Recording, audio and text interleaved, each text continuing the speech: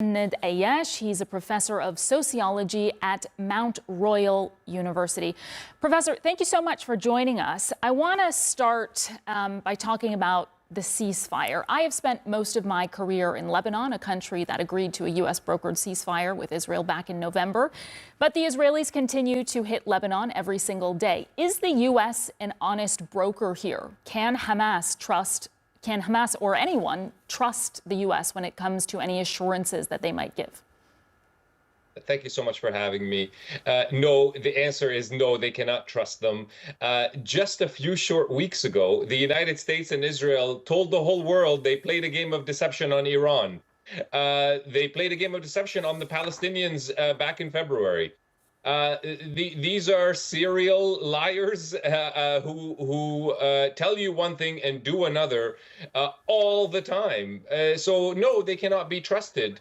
And everyone who has seen the draft of this agreement has said that its language is extremely vague. There are no guarantees that this would be a permanent end to the genocide. There are no guarantees. There's no clarity on who's going to deliver the aid. There's no clarity on where Israeli forces are going to withdraw to and where they're going to stay. We heard reports in the Israeli media just yesterday that Netanyahu is directing the Israeli military to come up with what they call an evacuation plan for the majority of the Palestinian population in northern Gaza, moving them into the south. It's not evacuation, it's forced displacement.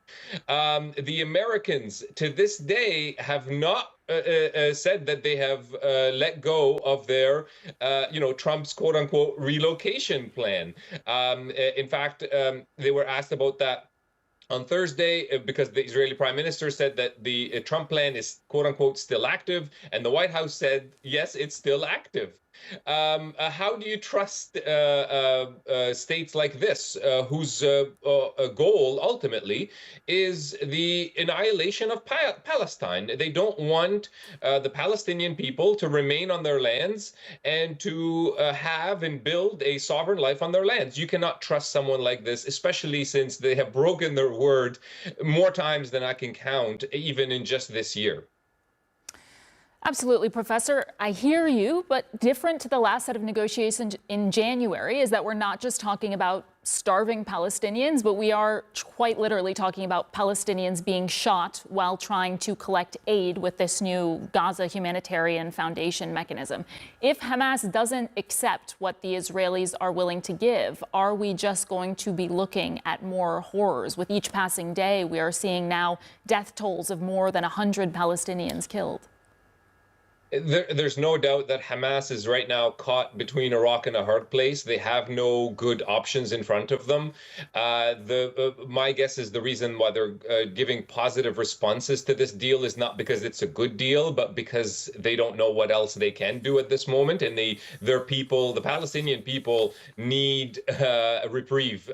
They need the killing to stop. They need food. They need medication. They need fuel.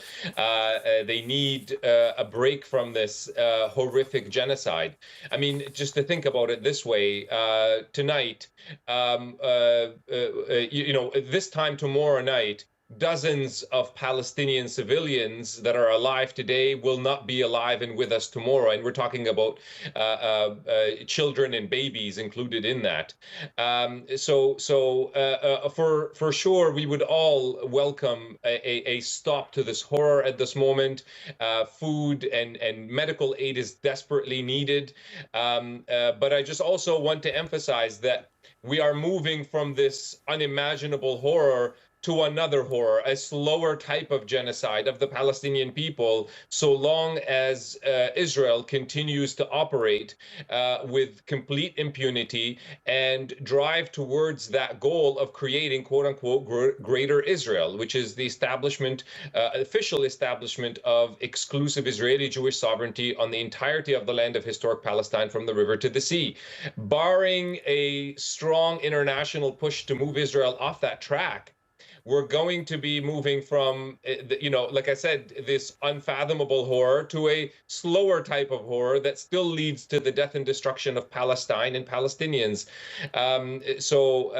We still don't even know if this ceasefire is going to be announced or how long will it hold. The amount of suffering that Palestinians will continue to endure over the coming years is guaranteed so long as we don't have any sufficient pressure on Israel and the U.S. To get off the path of genocide and war. Professor Ayyash, thank you so much for joining us tonight. Really appreciate your insights. My pleasure.